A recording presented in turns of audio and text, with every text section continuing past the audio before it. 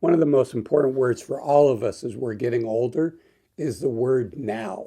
Now is the time to take those adventures. Now is the time to do those things that we've been putting off. Now is the time to do the things that maybe in the past we were afraid of doing. I've been a financial advisor for over 20 years, so I have seen people over the course of 2 decades enter retirement, start to age, and then start to lose their ability to do certain things. And that feeling of regret of having put something off and then something happens.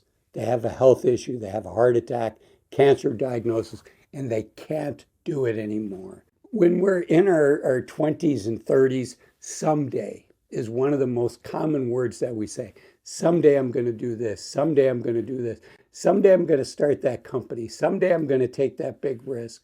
You know what?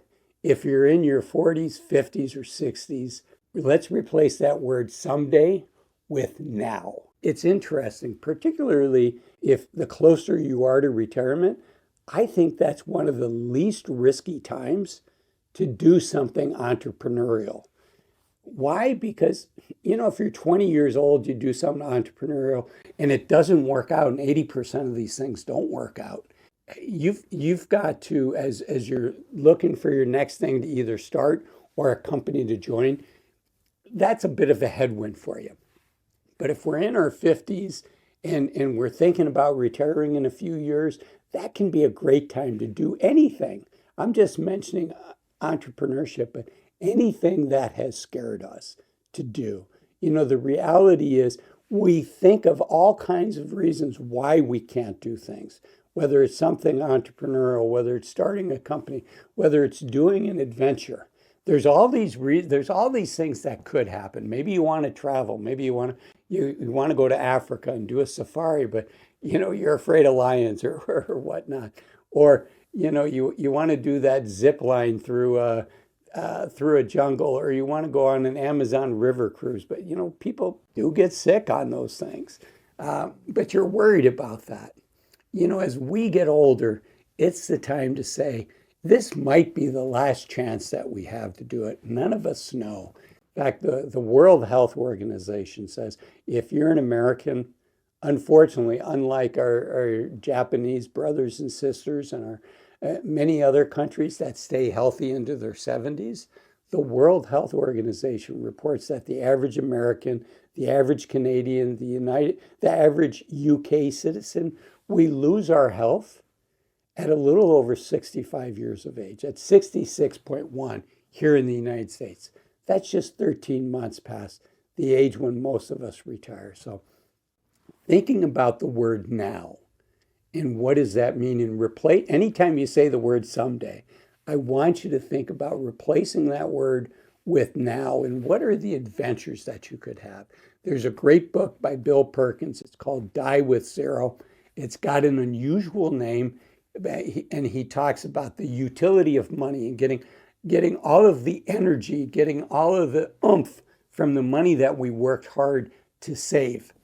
But he also talks about a concept called life buckets and doing things at the right age. For instance, I learned to surf when I was 50 years old.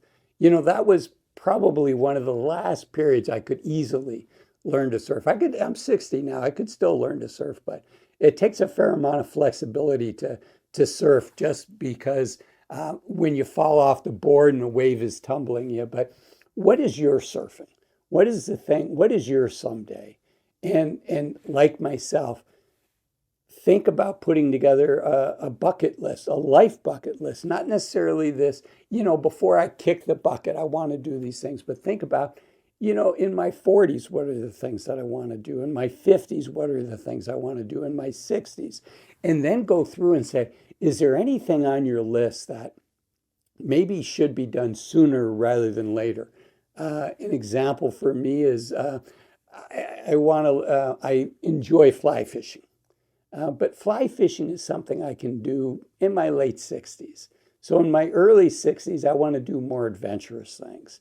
So you go through your list and you come up with that. But, what are the things that you're afraid to do? And really think through the things that you're afraid to do. There's a gentleman by the name of Tim Ferriss. He's one of the more popular podcasters, and he has a TED talk. It's not TEDx. It's actually at the big event, the TED Talks, and he uses this term called fear setting. If you look up Tim Ferriss, Ferriss, Tim Ferriss, in the word fear setting, you'll find it.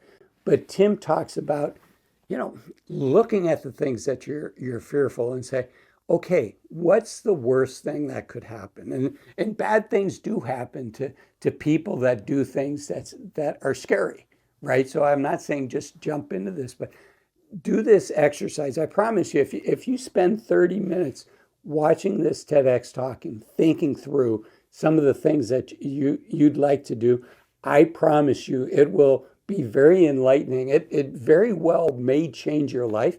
It has on a couple occasions changed my life. But Tim talks about what are the things that you're afraid of? Let's talk about them one at a time. And what's the worst things that could happen? And how could you mitigate those worst things from happening? And then also talking about so how do you mitigate that, and who could help you through things like that? So actually think through the things that make you fearful, but then also think of the flip side. Think about how your life could be different if you did do those things that maybe you're a little afraid to do, and how your life could be different if you were successful at it. And what would that mean for you in your life? And how would that change your life? And how would that enrich your life and make it better? So it's a really great exercise. I really encourage you to do that and just think about the things in life that are important to you. And as we get older, another thing that's really important to do now, speaking the word now, is think about what life is going to look like for you in retirement. What are the things that you're going to do to replace the sense of purpose that we have through our jobs, right? Our jobs really give us a couple things. It gives us a sense of purpose. Obviously, it gives us income, but let's put that aside. Hopefully, as a retirement advisor, hopefully you're saving up enough money. So let's put the money side of it aside. But our jobs give us a sense of purpose. It gives us a built-in network of people that we're part of a team on, and we've got a common mission. And then it also gives us not just the money side of things, but the time side of things. There's 168 hours in a week. And when we quit working 40 or 50 hours of those, when we quit commuting, how are you going to spend that time?